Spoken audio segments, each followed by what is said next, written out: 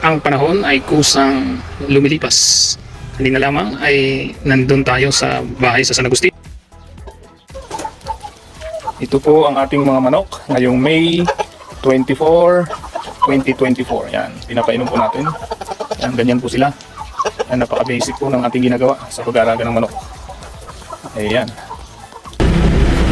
Kahapon naman ay pumunta tayo ng bayan sa munisipyo ng Sablayan. At ngayon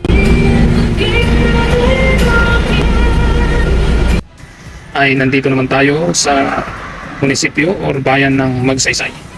Ganyan po ang buhay, parang pabilis lumipas ng panahon. Pero inaalala ko kaninang umaga, tinitingnan ko yung ating mga manok. Hindi na tayo pumasok, bagkus nilagyan na lang natin ng hose na may tubig. At sila'y uhaw na uhaw. Sa buhay ng tao, tayo po'y ganyan din. Uhaw tayo sa mga pagbabago, sa mga karanasan na hindi pa natin nakaranasan. Pero kapag nandun na tayo, ay parang wala na rin lang, katulad itong Toby Sport na to.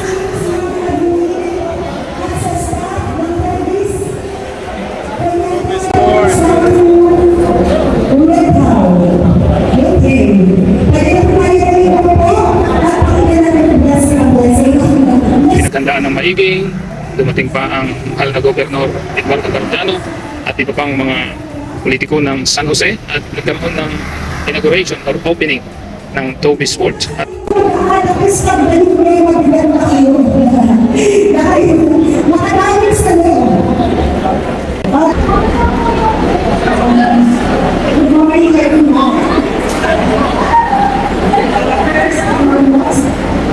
At formal nang nabuksan ang Toby Sport dito sa Robinson, San Jose. At marami na pong pumasok, may mga nagpilihan na, at sa mga hindi pa po nakakaalam ay pwede na po kayong bumili dito at ma-enjoy nyo ang iba't ibang mga signature na mga sapatos sa San Jose, Robinson.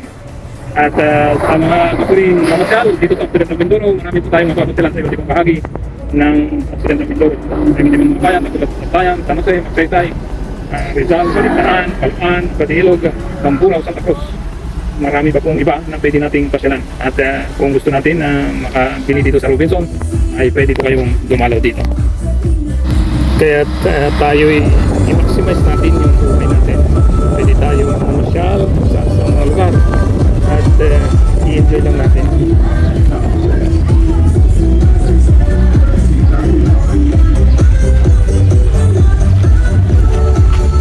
Pwede namang sa tipid na paraan tayo mamasyal kung kulang tayo sa budget. Pero kung mayroon, edi kumain sa iba't ibang mga kainan na pwedeng magpa-enjoy ng iyong buhay.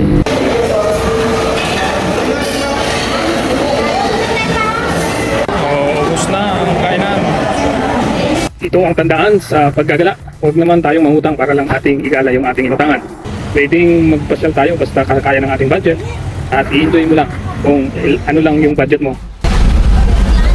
Umuulan dito sa Magsaysay. Optimize mo yung laman ng bulsa mo. Tiyak ma-enjoy ang buhay mo.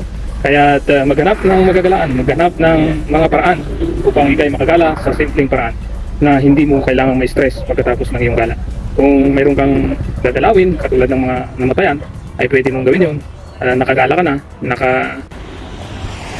tulong ka pang makilamay o makiramay sa mga taong namatayan. Kaya tuloy-tuloy lang, lingkod sa kapwa at ang buhay ay talagang ganyan. Dahil mabilis ang takbo ng buhay, kaya kailangan natin i-maximize ito araw-araw.